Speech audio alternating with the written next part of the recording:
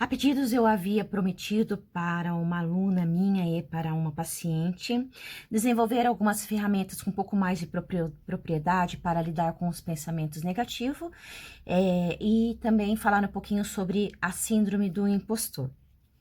Eu vou fiz uns brevinhos resumos, vou tentar ser o mais sucinta possível e objetivo, para que não fique um vídeo tão longo e extenso. E veja com atenção até o final, porque em detrimento ou no decorrer das nossas abordagens aqui, eu vou indicar um livro que vai mudar a tua ideia. Tá na hora da gente atualizar, né? Eu sempre gostei muito de abordar sobre inteligência emocional, mas depois das minhas formações, eu conheci um método chamado agilidade emocional, da psicóloga Susan David. Depois eu vou falar um pouquinho melhor e vou indicar um livro dela para vocês. Vocês vão entender o porquê que hoje eu prefiro muito mais essa abordagem, tá bom? Com base na ciência, não desmerecendo aquilo que eu sei que de algum modo funciona com muitos de vocês, mas agora a gente precisa dar um upgrade, se apegar um pouquinho mais nas inovações conforme elas vão surgindo, né? Precisamos sempre estar estudando aquilo que eu comento com vocês. Então, se de repente você está deprimido, se de repente você tem o pensamento acelerado, se de repente você acredita que você não é capaz, que você nunca vai conseguir nada na tua vida, que nunca vai dar certo, se você se cobra demais, se você procrastina, se você está ansioso, enfim, se você se acha um incapaz, esse vídeo é para você, tá bom? E se servir para você e você achar que alguém tem que dar uma olhadinha nele, compartilha também. Então, vamos lá. Vamos falar da síndrome do impostor, para ter uma noção, porque muitos de vocês sofrem disso e de repente vocês nem sabem, né? E o que é a síndrome do impostor? Na verdade, ele não é um diagnóstico, ele é um sintoma, é aquela ilusão de inferioridade. Aquela coisa assim, provavelmente alguém está fazendo mais que eu, provavelmente alguém está estudando mais que eu, provavelmente o meu chefe gosta muito mais de fulano de tal, eu tenho meu namorado aqui, mas daqui a pouco ele vai me largar por alguém melhor. Todo um sentimento de que você não é capaz. Ou quando você se forma, principalmente no meio acadêmico, se forma em medicina, psicólogos, muitos que já têm uma boa formação, uma boa base, estão ali já exercendo as suas profissões, eles ficam sempre com esse sentimento de que em algum momento vão perceber que ele é um impostor, que ele não é um bom profissional, que ele é péssimo, que sempre tem alguém fazendo algo melhor do que ele mesmo. Então, basicamente é isso. Então, você se identificou aqui? Sei lá, minha família, meus irmãos são melhores que eu. A vida do meu irmão é melhor que a minha. Enfim, e de repente as coisas estão tudo ok, aí você está assim fazendo a sua parte, mas você não consegue visualizar, tá? Em resumo, em suma, é isso. Então, você percebe que a síndrome de impostor, ela traz essas comorbidades com o pensamento negativo, com a baixa autoestima, né? Então, a maior parte, de repente, até sofre disso, como eu falei no começo do vídeo, mas não entende o que é que tá acontecendo e como é que se desenvolveu isso na mente, tá? Então, geralmente, quem são essas pessoas, no geral, o que além disso desenvolve outras coisas? Então, um TDAH, quem sofre de ansiedade, quem está em depressão, a pessoa que está muito fatigada, sente muita fadiga, muito cansado, muita cobrança, em ambientes de muita competitividade, né? Isso acaba agravando um pouco mais os sintomas. Então, o que acontece aqui? A gente acaba tendo um erro de pensamento que desqualifica o positivo. Como assim? Você está fazendo sim a sua parte.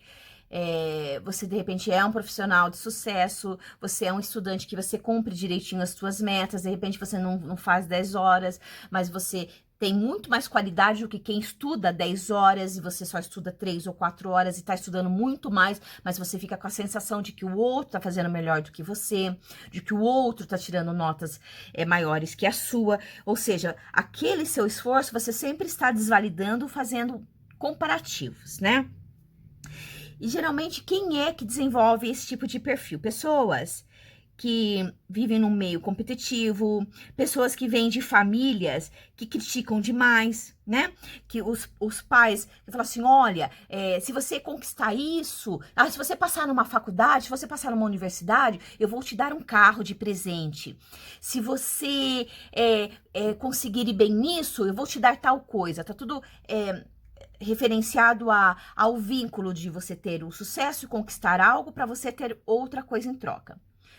Pode ser bom dar esses tipos de incentivos, mas da mesma forma que ele traz alguns resultados, outras patologias psíquicas também vão sendo desenvolvidas. Não vou dizer que é uma regra, né? É relativo, mas 70% das pessoas com esse tipo de ambiente desenvolve a síndrome do impostor, tá bom? Então, familiares que ficam comparando você com seus primos, ou, fulano de tal passou, fulano de tal conseguiu. Você viu o cicrano? Sabe esse tipo de meio que gera um certo incômodo em você? Provavelmente, se você se encaixa aqui nessas descrições, você sofre de síndrome do impostor, tá? Então, isso se desenvolve ao longo da infância, da adolescência, né? São pessoas que eles se esforçam muito, mas se acaba não regulando, esses tipos de sentimentos leva à exaustão. Ou fica se sentindo sempre muito fadigado, ou procrastinando, sabe aqueles procrastinadores, né? E acaba empurrando todas as tarefas para evitar a reprovação ou o julgamento, a comparação. E como que a gente trata isso? Primeiro, a pessoa que sofre da síndrome de impostor tem que evitar esses desabafos no meio familiar. Porque se esse é o seu ambiente, começar a reclamar demais das suas situações para essas pessoas, ao invés de melhorar o seu estado psíquico, vai piorar. Porque muitas das vezes eles não conseguem compreender o que você sente. Porque eles também têm uma programação de que você fazendo isso, você vai ter um sucesso, você vai ter um resultado, você junta o sucesso com a afetividade, o sucesso com a felicidade, né? O sucesso com o amor, com o carinho. E às vezes essas pessoas nem percebem. Então, de repente, você está lá reclamando muito com o marido, reclamando muito com a família, contando suas coisas e tá sempre ali naquela exaustão, naquelas reclamações, ao invés de melhorar. Em dado momento, eles mesmos vão perder a confiança nas suas capacidades e vão começar a desacreditar também nas suas capacidades. Isso vai piorar ainda mais a sua autoestima. Então, ou com o chefe, aonde você sofre esse ambiente, esse tipo de sentimentos, você precisa procurar pessoas fora dessa competitividade para falar. Então, de um concurseiro para concurseiro? Não. De um estudante para outro estudante? Não. Se a sua família é assim, você vai ficar desabafando com a mãe, com o pai, contando essas coisas? Não. O ideal é que procure um terapeuta ou alguém que seja bem fora desse aspecto externos aqui que eu estou te dizendo, tá bom? Então, vamos supor, o meu problema na área acadêmica, vou desabafar com meu melhor amigo professor, vou desabafar com o meu melhor amigo que está na minha sala de aula, talvez não vá ser bom. Então, alguém bem lá de fora, que não entende muito bem sobre essas coisas, que seja até um amigo, um colega, você pode estar conversando com ele para se sentir mais aliviado. Mas, reforço, o ideal é que lide com terapia. Então, quer dizer, Kátia, que a síndrome do impostor, a gente consegue melhorar esses sentimentos, entender melhor tudo o que está acontecendo aqui dentro com terapia, com psicoterapia. Exatamente isso, tá bom? Então, fazer conexões sociais distintas daquele meio que você está, daquele ambiente que está te gerando a repulsa, que está te gerando o mal-estar, a crítica, o julgamento, as pessoas se achando incapazes, virou motivo de chacota. Aqui, nenhuma dessas pessoas você pode usar para desabafar caso você não tenha condições de investir em terapia, tá bom? Esse é o primeiro passo aqui. Kátia, e os pensamentos positivos, eles funcionam? A inteligência emocional fala muito sobre os reforços positivos, né? De certo modo, funciona assim. Deixa eu arrumar aqui, dobrar minha perninha aqui que tá amortecendo. Então, o pensamento positivo, assim como o negativo que te traz um efeito ruim, o pensamento positivo também. te traz, sim, efeitos bons. Então, não vou generalizar dizendo que não faz bem, porque se o pensamento negativo te traz, pode te trazer doenças psicossomáticas, os positivos podem te trazer a cura, entende? Mas o que acontece? Acaba sendo algo muito raso, né? E muito mais demorado para você superar essas situações. Se você está em depressão, de repente, não é a síndrome do impostor que você se encaixa aqui, mas você está em depressão, você se cobra muito, enfim, está sofrendo de ansiedade, você teve algumas decepções amorosas, vários pequenos traumas, várias situações ruins foram acontecendo com você que você parou de acreditar em você, né? Então, vamos agregar mais isso aqui. Então, os pensamentos negativos, eles podem vir disso, geralmente por causa do medo, dos traumas, de coisas que você acabou não lidando. Então, jogar para debaixo do tapete, ficar repetindo palavras positivas o tempo todo, ele só traz um efeito placebo. Vou explicar mais ou menos assim. Na prática, como que funciona, tá? Digamos que você vai dar uma festa e nessa festa entra um penetra que você não convidou. Aí você vai lá e fala assim pra ele: ei, vai embora, você não é bem-vindo aqui. Aí você expulsa ele. Daí ele dá um jeito de entrar. Entra pela janela. E você fica expulsando. E aí a festa tá rolando. E você nem está curtindo a festa. Você nem tá pegando as partes positivas da festa, apesar desse penetra, né? Quando você cansa de ficar lutando com esse penetra e decide, quer saber, deixa aí de lado, vou ignorar essa pessoa e vou curtir o que eu posso aqui. Apesar de ter esse incômodo, você consegue lidar com a situação e curtir aquele momento. Pode não ser 100%, mas 80% tá garantido. Porque geralmente quando você fica concentrado em se livrar disso, você passa 100% nessas emoções ruins e acaba não conseguindo fazer nenhuma das suas coisas. Entende? Então, o que acontece com o pensamento negativo? Ele sempre volta e ele gasta mais energia, ele aumenta o teu cortisol, ele gera estresse, tem as crises, né? Você pode se sentir até muito mais deprimido, sofre de insônia, enfim, traz diversas outras situações que ainda pioram muito mais caso você deixasse o penetra ali, fosse fazer as suas coisas, entendeu? Então, você precisa tomar cuidado com o pensamento positivo nesse sentido, de que tá tendo uma situação aqui, digamos assim, que nessa situação você fala assim, quer saber, pensamento positivo aqui, vou focar aqui na festa, eu sou feliz, tá tudo bem, tá tudo bem, tá tudo bem. Você não precisa dizer isso, você pode enfrentar, apesar do desconforto, falar assim, nossa, insuportável isso, ai, que raiva, mas eu não vou perder a minha energia por causa de você, e vou curtir. Você percebe que não é simplesmente um pensar positivo, você entendeu o que está te incomodando, o que está te gerando um sentimento ruim, mas apesar disso, você vai curtir o máximo que você puder desta situação. Isso é uma das formas de mentalizar de um modo melhor, tá bom? Então, o método mais eficaz seria o quê? Isso aqui comprovado pela ciência. Então, primeiro você verifica o pensamento ruim, você nota ele, né? E nem sempre é fácil notar, porque a gente não foi condicionado para notar os nossos próprios sentimentos, né? Ao invés de você tentar expulsar, você deixa que isso faça parte da tua vida. Então, ao invés de tentar controlar, ao invés de fugir, repetindo em cima um monte de pensamentos positivos, ou não vou pensar nisso, pense positivo, não. Você vai se virar, vai investigar, vai entender o que você está sentindo, os motivos que você está sentindo, né? Vai ser como se fosse um investigador, né? E entender que é seu corpo produzindo um alerta de uma situação que realmente é desconfortável, tá? Até porque o pensamento é um hábito, né, gente? E uma coisa que vocês precisam aceitar é que ele sempre volta. E para mudar isso, a gente precisa de meses de treinamento. É como se fosse uma academia para mudar as conexões mentais, tá? E aí, qual que é o outro passo? Então, você identificou ali, aceitou ao invés de expulsar, ou tentando julgar, enganando só com pensamentos positivos, você vai para o passo 2, que é tomar a decisão e decidir soltar. Ou seja, deixa o vizinho ali, vai curtir a festa. Redirecionar a sua atenção para algo mais gratificante. Vocês entenderam? Isso funciona muito mais, tá? Isso é a agilidade. Isso é a agilidade emocional, um pouquinho diferente da inteligência emocional, tá?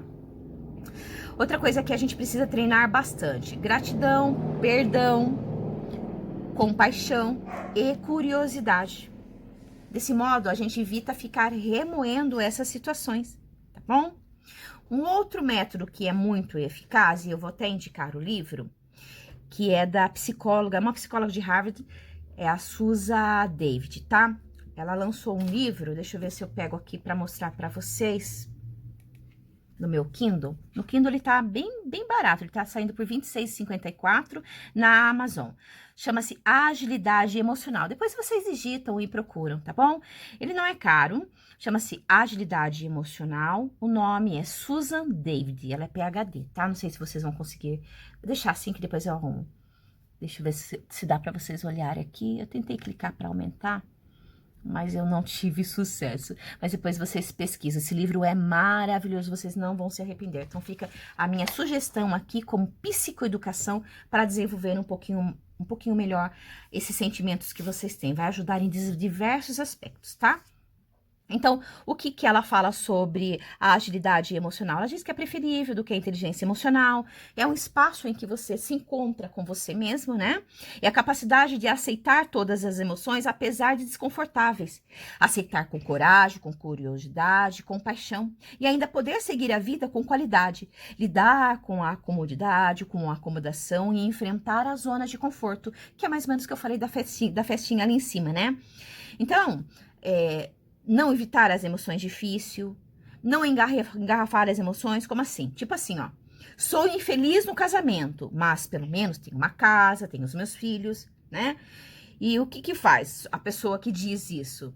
Na verdade, ela fica remoendo, ela tá sempre reclamando, ela tá sempre em guerra com o marido, sempre falando das crises conjugais dela, ela sempre tá ressentida, muitas das vezes vive doente, tá deprimida, não tá bem, né? Então, ela acaba se desconectando com os próprios valores. E o livro vai ensinar muito isso para vocês, como lidar passo a passo e aprender a desenvolver o sentimento de coragem, a desenvolver o sentimento de compaixão, de curiosidade, não ter medo de enfrentar, tá? Então, aqui fica a minha sugestão. Então, passei um método 1, o método 2 seria esse para vocês, e eu vou falar um 3, que eu também acho ele fundamental. O 3 é assim, você vai escrever uma carta para o medo, tá bom? Começa assim, ó. Querido medo, eu sei que você quer me alertar para me proteger de. Digamos que você tem medo, nunca vou ser aprovado, nunca vou conseguir construir uma família, nunca vou ter sucesso, nunca vou me livrar da depressão. E você vai listando aqui tudo isso. Todo os pensamentos ruins que o medo tá o tempo todo ali batendo na tecla com você. E aí você vai finalizar assim: eu entendo a sua importância, acato os seus conselhos, mas não posso deixar você no controle. Eu devo ter responsabilidade e assumir os riscos, errar para poder aprender e testar modos de melhorar. Fique tranquilo e obrigada pelo alerta. Vou ficar atenta ou atento, sim, e fazer o meu melhor, muito melhor do que antes. E agradeça.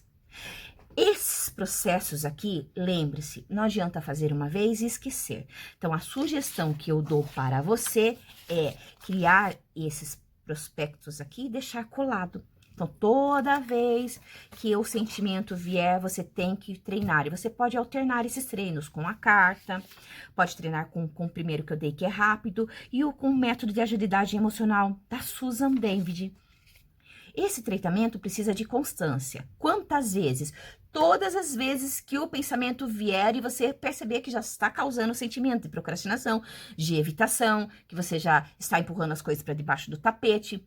Toda vez, então não tem uma quantidade. Quando você perceber que os pensamentos estão vindo e automaticamente você está sabendo lidar sem travar, sem ficar deprimido, sem deixar de fazer as suas coisas, é porque finalmente você está conseguindo condicionar a tua mente, porque isso não quer dizer que os pensamentos não venham, vem para mim também, só que eu lido muito mais rápido, eu me recupero muito mais rápido, do luto, eu me recupero muito mais rápido das decepções, dos fracassos, toda vez que eu fico em dúvida e insegura, toda vez que a minha autoestima tá baixa e eu já sei conversar sobre isso e lidar melhor com isso, para poder ter mais qualidade de vida. Então, são esse passo a passo que eu preciso que vocês façam e veja quantas vezes foram preciso esse vídeo também, tá bom?